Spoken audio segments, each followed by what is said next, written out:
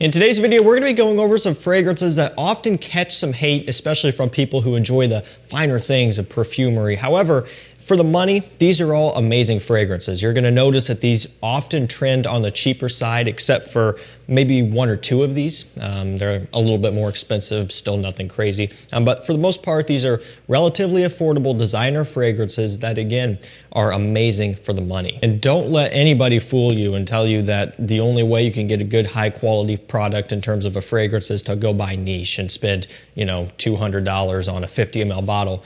Couldn't be further from the truth, okay? These are amazing fragrances, and we're gonna go over each one today. This first one is gonna be around $25 to $30 on average. It is Mont Blanc Starwalker. So as far as the brand Mont Blanc goes, you really can't go wrong with any. They have a lot of great fragrances to choose from across several different lines, some more affordable, others kind of in the mid-range price like the Explorer series. And then they have some that are a little bit more expensive than that, so you kind of have different stepping stones, so to speak, in terms of, price level where you want to go. And this one in particular is going to be more entry-level pricing here. But I love it. It's been around for years, I think early 2000s or something. Could be wrong on that, but I know it's the furthest thing from a new scent, and for the money, you just can't beat it. This one has bamboo, orange, bergamot, musk, very bright, very refreshing, clean, not really like an overly soapy smelling type of clean, but more so just like a fresh, citrusy, aromatic type of clean smell.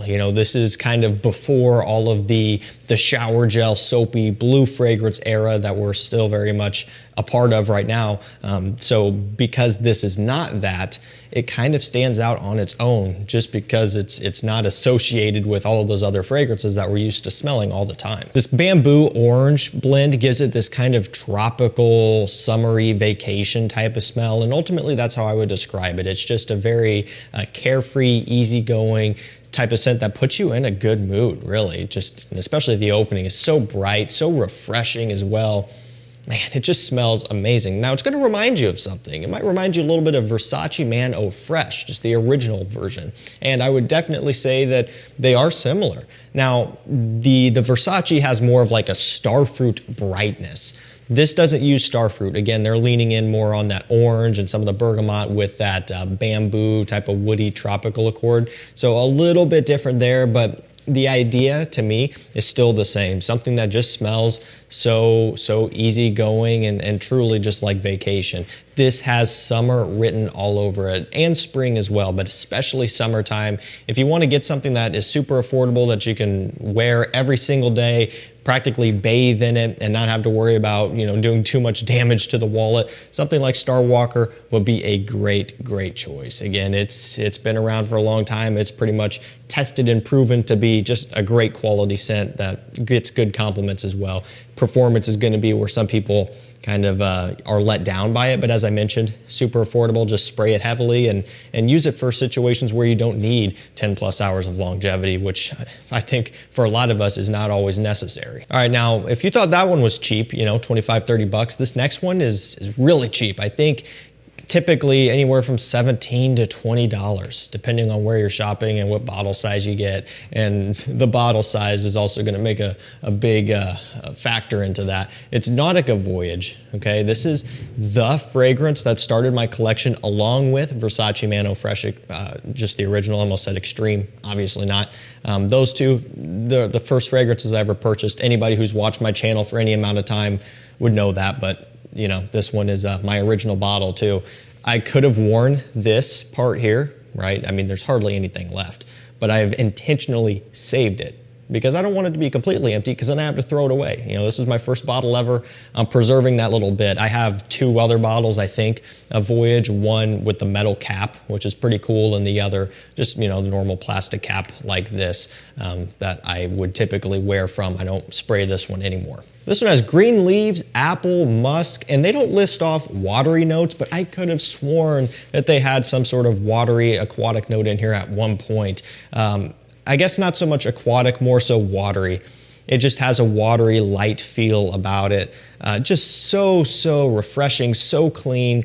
And just like I was talking about with that Mont Blanc, Not your typical soapy blue fragrance. Now, this one was released in 2006. That is something I did look at before shooting this out of pure curiosity. So this was before the whole blue fragrance era, right? And so this is not a blue fragrance, although you might expect it to be based upon the look of it when the bottle's full, because it's a blue liquid in here, but it's not the case at all. So don't think that it's just another blue scent. Very different, very clean, bright, refreshing. It has this unique, like, cooling cucumber accord. And I know that sounds so weird. That's probably not the type of note you would want to perhaps perceive in a scent, but it kind of has that smell a little bit, and it works really well. It's so unique, but it really is mostly about that apple and the musk and the green leaves. It's very much a green, bright, fresh, citrusy based scent with just a little hint of like a smooth orange in here as well. Plenty of musk, very clean as well. And I mentioned the bottle size playing into the price, because you can get a giant 200 ml bottle for not a lot more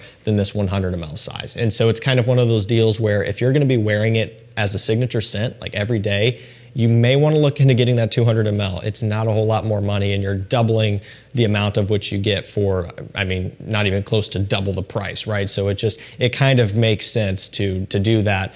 Unless you're just going to wear it every now and then maybe it won't. You know, for me, hindsight is 20/20. Years ago, I should have bought the 200 ml, but I didn't, but that's okay. This one is one of the easiest fragrances to hate on ever, because it's cheap and because it's super, super popular, right? Whenever you have those two together, you know, you've got a breeding ground for hate to fester, but it is still an amazing scent that is still worth picking up in 2026. There's no reason not to own this, in my opinion, if you just want to smell good. Now, this next one is new, and it's also going to be more expensive because of that. It is Azzaro Forever Wanted. This is the Absolute version, the current newest. It has whiskey, vanilla, incense, and woods. I believe some amber in here as well. It wouldn't surprise me, and I don't think they list off tonka bean, but I would also assume that there's a tonka bean accord in here somewhere. You definitely pick up on it anyway. This is probably the best one, okay? And I didn't think that that was going to happen. I didn't think that they were probably going to be able to top Elixir. I've really, really enjoyed Elixir ever since its release. I've also enjoyed Azzaro, Wanted by Night, Most Wanted Parfum as well over the years. Those are a bit older, but still favorites of mine within this series. But they came out with this, and this is right up my alley. That whiskey, woody, almost kind of gourmand aspect that this one has. Man, it is so, so good. And it also reminds me a little bit of something like Gentleman Reserve Privé by Givenchy. Just that type of whiskey, woody, chestnutty type of smell. I pick up on some of that here, which is probably why I like this so much, because that Givenchy is my favorite from the series. So it makes sense. But this still has their wanted twist. It's not exact, right? I'm not saying that this is a clone of that. They still have done their own spin on this, but it reminds me of that style a little bit. And we're pretty much moving out of season for this one now. It's actually pretty cold today. I could wear it, but generally we're trending towards spring. Of course, things are starting to green up a bit. So I'm kind of off of this now and moving on to some of the other things. But this is still one that I think is probably easy to hate on because it's yet another Azzaro Wanted flanker. But this is one of the best easily. All right, now we're gonna go back down to around typically $35 to $40 for this. Now this is gonna be Rochas Moustache Eau de Parfum, and I think this one will probably catch some strays because, well, it's kind of essentially tackling YSL Tuxedo. Now there are many YSL Tuxedo clones on the market.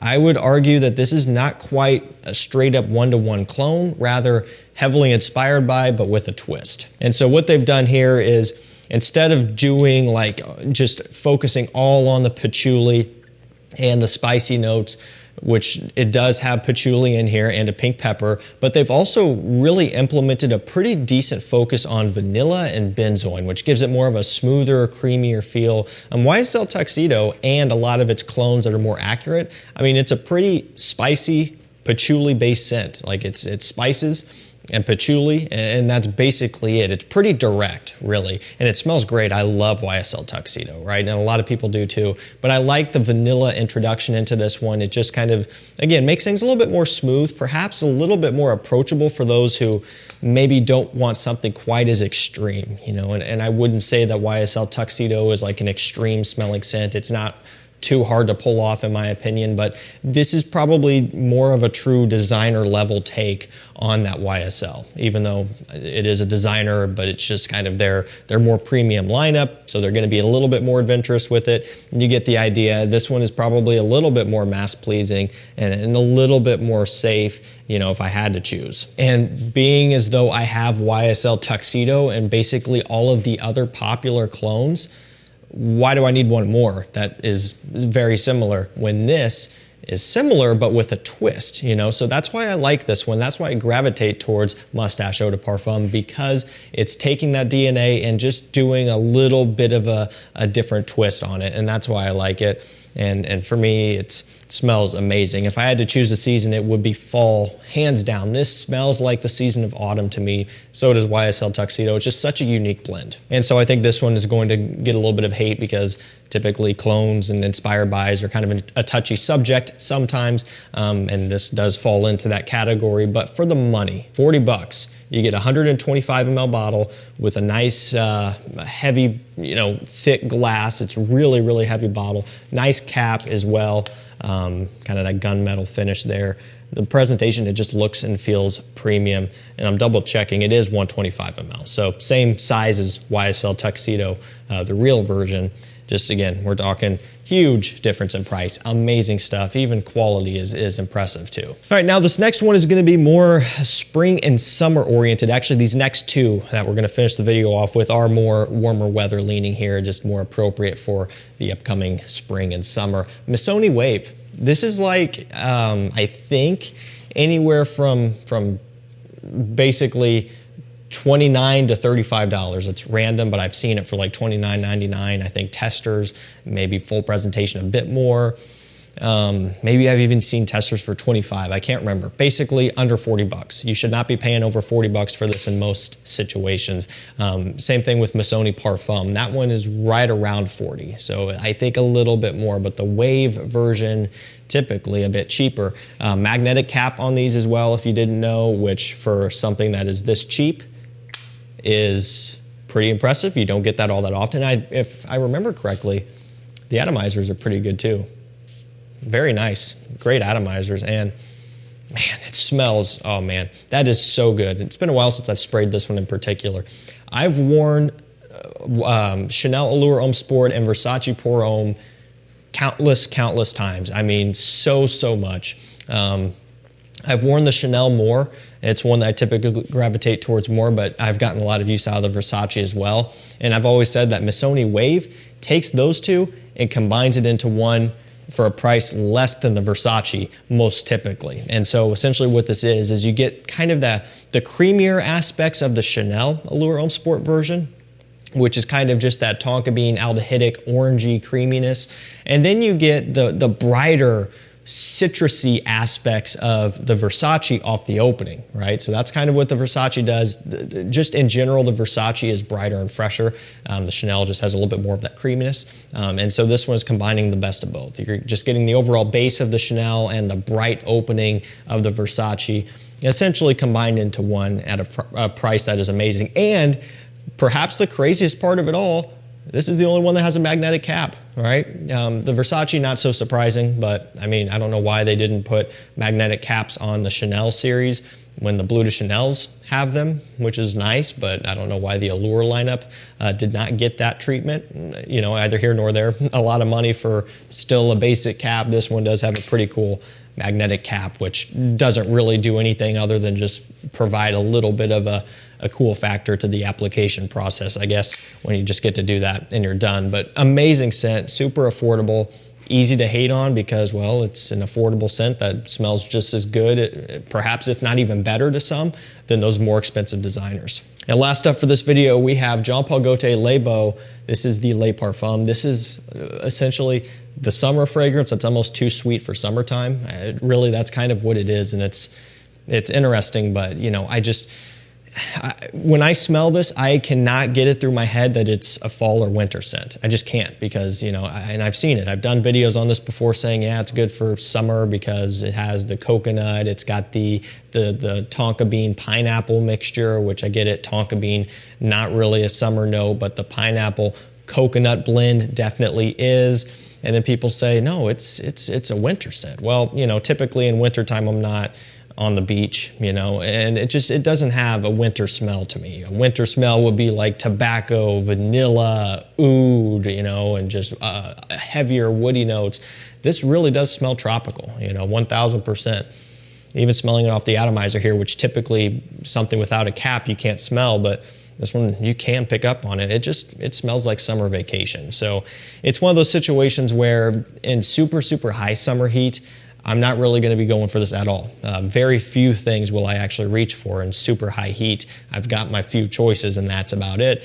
But there are times where either it's not ridiculously hot or you're inside, right? Air conditioning is very much a common thing, at least where I live. And so if you're just going to be inside all day in summertime, there's no reason you can't wear this. And in fact, it really kind of brings a tropical mood to the workplace or wherever it is that you're wearing it inside. It's just kind of a nice uplifting type of scent as well. But again, very sweet, but tropical as well. This one, for obvious reasons, will catch plenty of hate just because it's a Jean Paul Gaultier Le Beau. Any Le Male scent will get equally the amount of hate. I think this series may be a little bit more just because, I don't know, I just feel like they do get a little bit more negative feedback. Although they have amazing scents. Flower Edition is great. Paradise Garden is great. This one's probably the most popular, at least it has been over the years, and so it's taken the brunt of that criticism. But man, you know, if you're a younger guy and you want something tropical and uplifting that just really smells like vacation, this is it right here. Man, super strong performer as well. Alrighty guys, that's gonna do it for me. Some fragrances that might get hated on easily, but to me, I think they're really good for all of the reasons I talked about today. We'll drop links to them down below. Thank you so much for watching. Stay safe, stay healthy, and we'll see you tomorrow with another one. Take care.